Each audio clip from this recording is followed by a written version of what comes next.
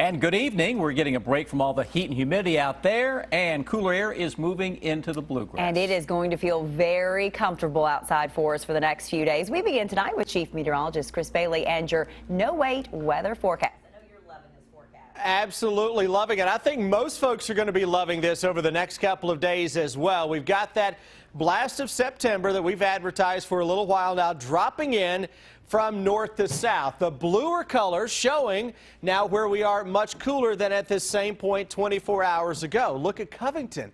10 degrees colder already in northern Kentucky, 3 degrees colder in Lexington. We're a little warmer than last night, southeastern Kentucky. You were cooler because you had rain last night. 67 Covington. Humidity levels are low as well, and that cooler air continues to drop in here very quickly from north to south. So that is the trend that we're going to be dealing with as we go through tonight and early tomorrow morning. How do we look in Lexington? Right now, 72 degrees. Winds are coming at us from the north, and the forecast as we go into the day tomorrow will feature temperatures that will generally be running into the mid and upper 70s as we go through the afternoon. So plenty of sunshine will be noted across the entire region.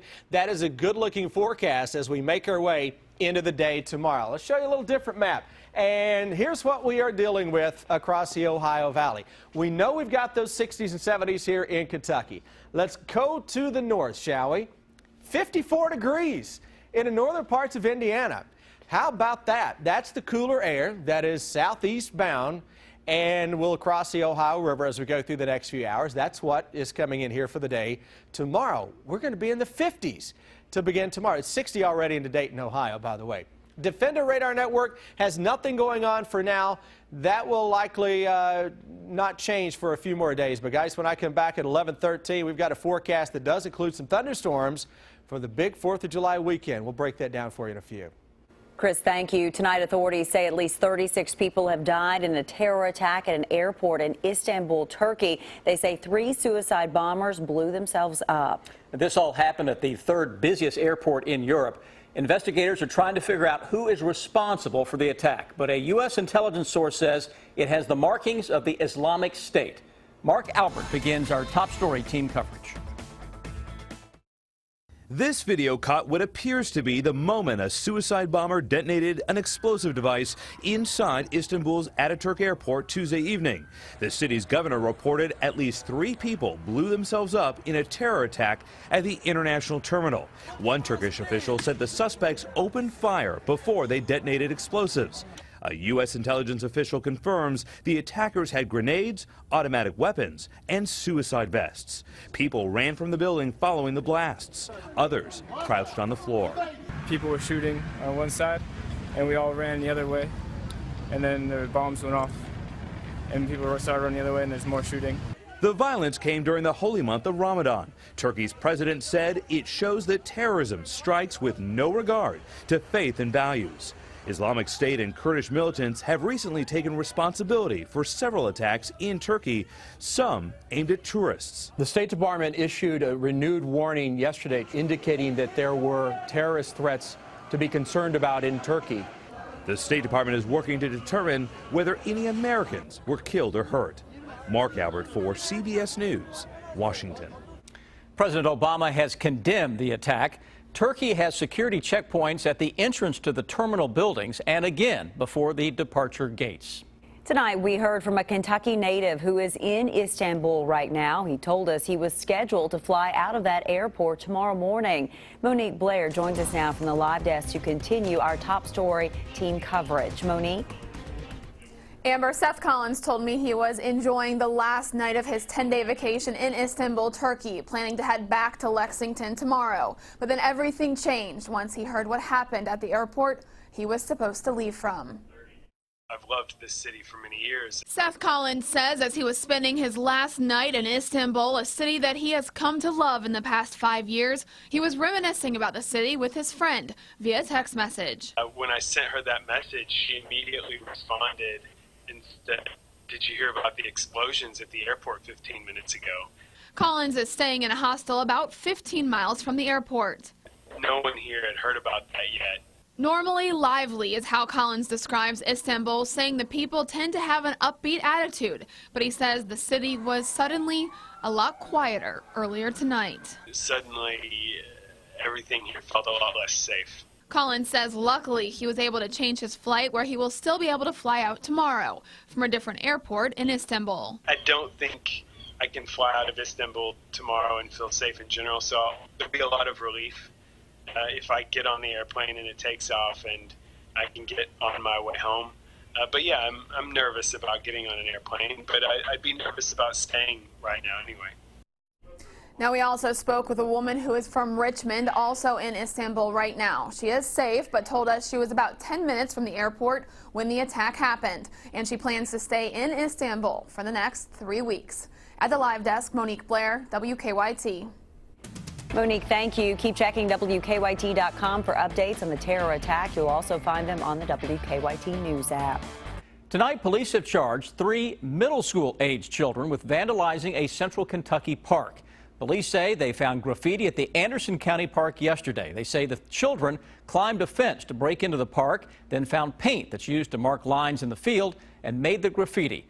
Police say the soccer pavilion, basketball courts, Lions Pavilion, and skate park were all damaged. People who use the park say it is frustrating. At the very least, they need to come out on community service and clean it. You know, as far as any other punishment, that's up to the law. I'm not the law. I would just like to see this pavilion cleaned. Police say a tip led them to the children. They say the case is now being handled by juvenile court. Lexington police are trying to figure out if a string of robberies early this morning are connected. Police say around 5 this morning, a man claimed 3 men came up to him on Malibu Drive and stole electronics from him. One of them then shot the victim in the leg. He had non-life-threatening injuries. People who live nearby say this frightened them.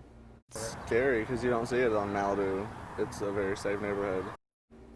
Lexington police think this robbery may be connected to robberies at 2 Speedway gas stations and a Waffle House overnight. They're also trying to figure out if a shooting yesterday at North Limestone and 7th Street is also connected. Investigators say in that case, Coleman Saunders was robbed by 3 men and shot, leaving him critically injured. So far, police have not made any arrests for any of the robberies. He served in the Marines and in recent years became a mixed martial arts fighter. But tonight, friends and family are remembering a Powell County man. They say he suddenly died while on vacation in Florida. Now the community is trying to help his family. Victor Puente talks to the man's mother, new at 11. Wednesday evening, dozens of people will gather here at the AmVets in Clay City to celebrate the life of 34-year-old Ricky Borders. They're not sure how many to expect, but they expect a big crowd. One of his Marine buddies said, I thought I was his best friend. He said, I look on Facebook and I realize he has 1,000 best friends. Patricia Borders says her son was vacationing in Florida when an accident with a gun killed the father of 3. He had served 2 tours in Iraq before being medically retired and came home to Powell County where he became an MMA fighter, then a martial arts teacher. The kid wouldn't have the money and he'd say, well, you need to bring it next time. Next time the kid come in, Mommy don't have the money. Just come on, honey. He wouldn't turn him away. I went to high school with Ricky and only saw him a couple of times after we graduated. But every time, he had a smile on his face and acted like it had only been a few days since we'd seen each other. His mother told me she's heard dozens of stories similar to that one. He'd run up, hey, dude, what you been up to? We got to come out and hang out or something. That's the way he would be with everyone. His family started a GoFundMe to raise money to bring his body home. They couldn't have anticipated how many people wanted to help. His mother said they'd hoped to raise a few $1,000s. They're now at more than $13,000. Any excess money will go to his wife. Despite his injury, Borders worked full-time so she could go to school and raise their children. People that are going to pay for him to come home. There's not enough. Thank you's not enough.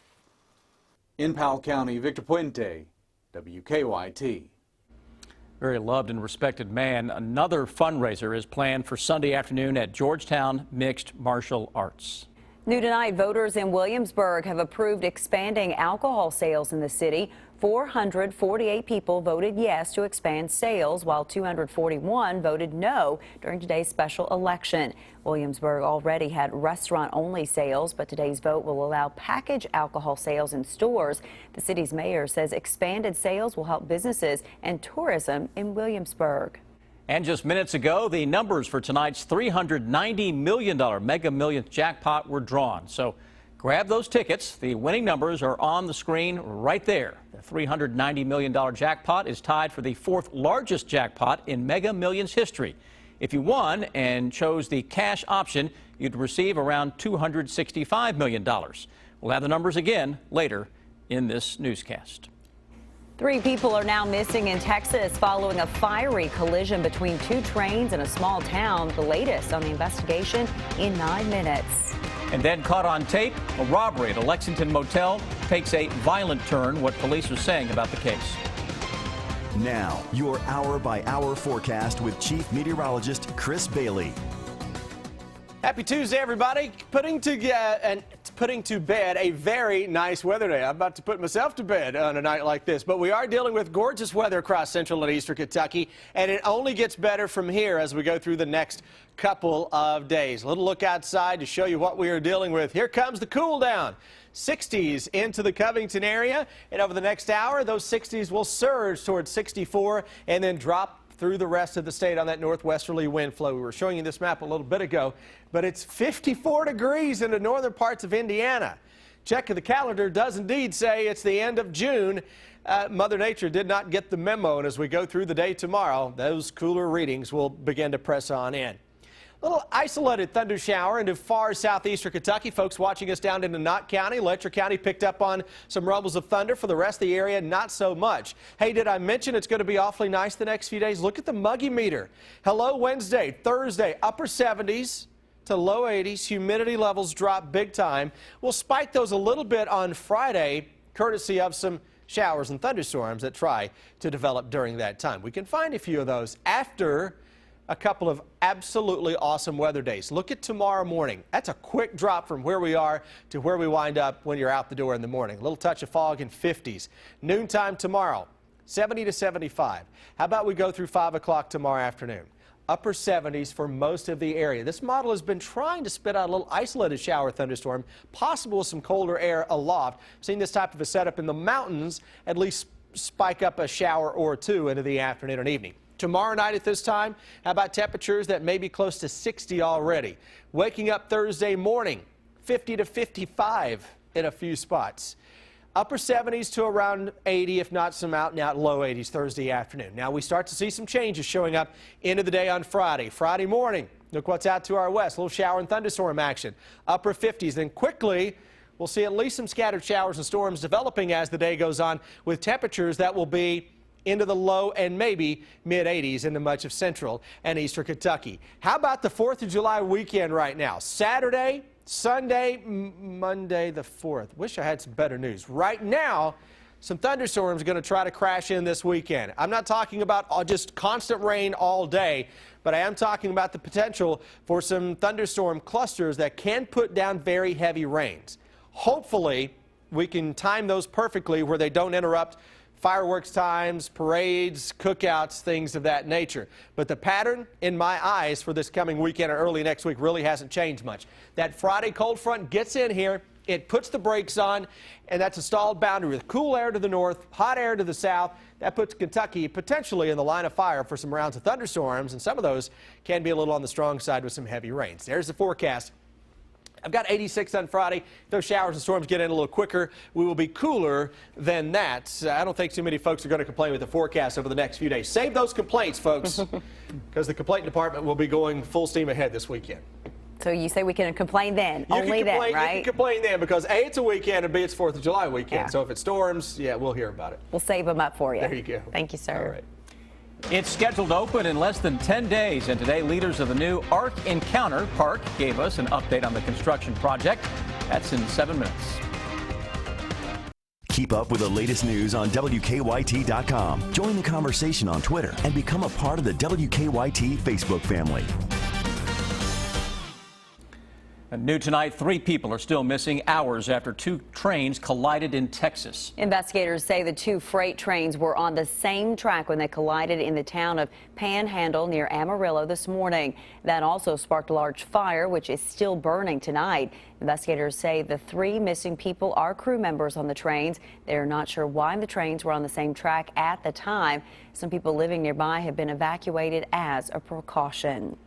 New tonight, police hope surveillance video will help them find a man they say fired a shot while robbing a motel. It happened early Sunday morning at the Super 8 motel in Elizabethtown. Police say a man walked into the lobby, jumped over the front desk, then pointed a gun at the clerk.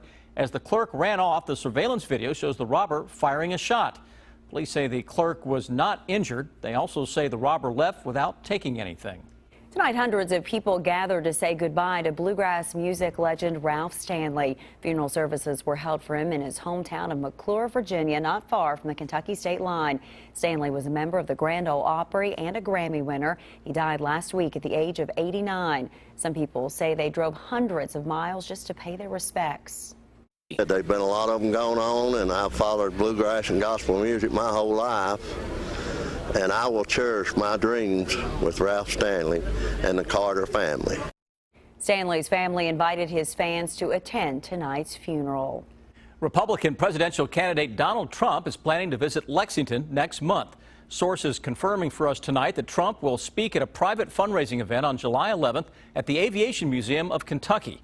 The invitation to the event says it will cost $1,000 per person to attend the reception and $5,400 per couple for a picture with Donald Trump. This will be Trump's 3rd trip to Kentucky this year.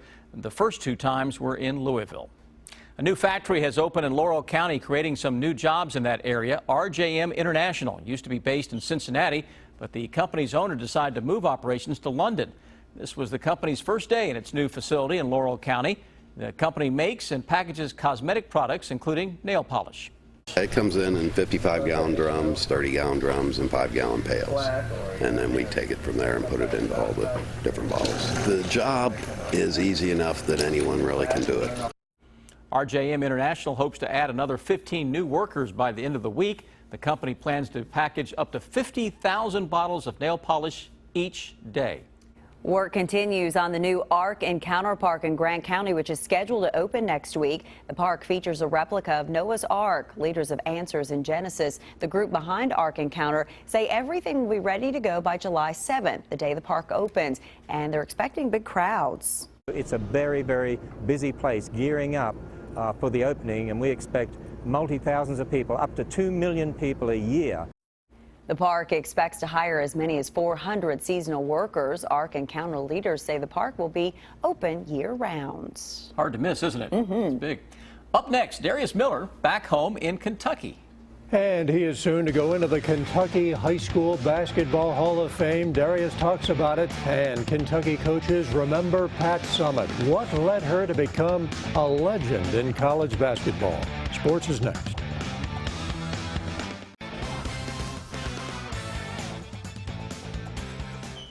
Pat Summitt was a pioneer whose influence went beyond the game of basketball. At the age of 64, she died this morning after battling Alzheimer's for 5 years. She was only 22 in 1974 when she started coaching Tennessee. She would go on to win almost 1,100 games, 8 national titles. Kentucky's Matthew Mitchell was a grad assistant under Summitt. He said as she grew into a legend, she never changed. I don't think it ever changed her. I don't think it ever made her think she was more than anyone or who she was. And that level of humility coupled with just an intense work ethic and consistent effort were just real rare combination of qualities to find in a person. She was the definition of special. Nia Butts is now an assistant at UK. She played under Pat Summitt and was a part of 2 national championship teams. She told us she learned what she learned the most. All the things that you learn from her, because there's so many, but was to discipline yourself so no one else has to. And if you can do that in life, whether it's in sports, the work world, academically in the classroom, you can be special. Former NFL coach and defensive innovator Buddy Ryan died today here in Kentucky. He was 82. Ryan will best be remembered for creating the dominating 40-6 defense used by the 1985 Chicago Bears to win Super Bowl 20. Ryan later would be the head coach of the Eagles and head coach of the Cardinals. Ryan retired in 1995, lived on his farm in Anderson County before moving to Shelbyville. For a fourth year in a row, two of Mason County's own, Darius Miller and Chris Lofton, putting on a basketball camp in their hometown. The three-day skills camp, which wraps up tomorrow, is for kids ages 6 to 16. Both Miller and Lofton are playing overseas now, but enjoy coming home and giving back to the community that raised them. It's amazing just seeing the familiar faces, family and friends, and to be with the kids. I feel like they have a lot of fun here, and just to see them grow up over the last 3 or 4 years, it's amazing, man. Just to be a part of it, see them having fun and enjoying themselves. See the kids come out and have fun and enjoy it, you know, that's my reward right there. You know, Maysville's home, and it always will be. And, you know, I love the city, I love the people here, and, you know, we all love each other.